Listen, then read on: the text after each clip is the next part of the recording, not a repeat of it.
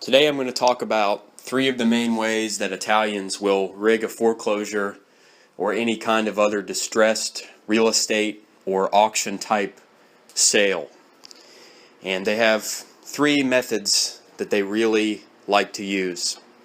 And the first one is perhaps the most interesting and dirty method.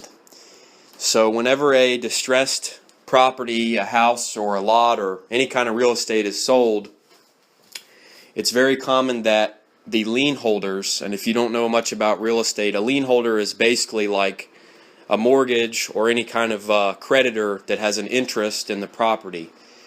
But in a foreclosure, the lien holders have to be notified and legally served, because it would just be like, say I was an owner of a property and my house was sold while I was on vacation. It wouldn't be very fair. I was never notified and I had no time to pay my debt. Or in the case of a lien holder, they will try and often stop a sale because, say it's like a mortgage is being sold, or a home with a mortgage is being sold at a delinquent tax sale. Sometimes it may be in the interest of the mortgage company to stay the sale and pay the taxes if they have enough equity in the property. So here's the trick. Now that you know what a lien and a lien holder is, they have to be served by the court. And what the Italians will do is they know the courthouse girls. So when you go as an investor and you see there's like a file, you open the file and you see, was this foreclosure conducted properly? Were all the lien holders served? Was the owner served? And whoever needed to be served, were they served? What the Italians do is they pay the courthouse girls that manage the files, they pay them to take out the proper documentation. So even though while these people were served, when people come to look at the public auction, an investor will look at it and say, oh, well, this is a no good sale because if I buy this, I'm going to run into legal trouble. But the Italians, they're on the inside. They know that the person was served. So they can come in and bid at it for a massively lower price because they are in the know.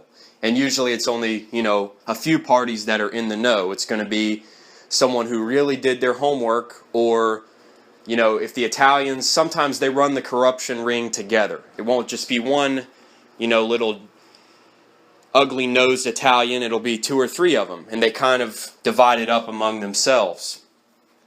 So that's the first way that they do it, is they pay the courthouse girls to take out the proper notice of service. And there's another way to do it that they rig the sales, and this one I would say is less common, but I have seen it used. And more or less what they do here is they will go to the property, and of course many properties that are in distress will have significant repairs that need to be done. That's why they're distressed in the first place, because nobody cared. They didn't care enough to pay the bills, they didn't care enough to keep the heat on, and, maybe a pipe burst or something like that.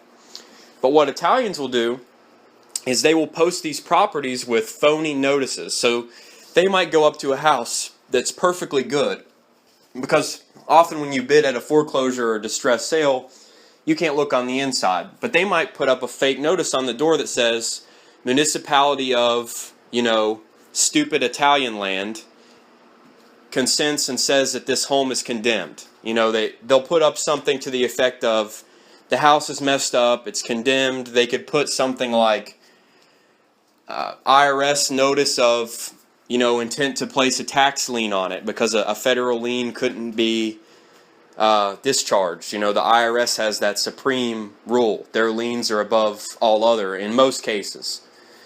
So they'll post those fake notices on the property. And I have not run into that one myself, but I have heard other investors that would talk about people posting phony notices.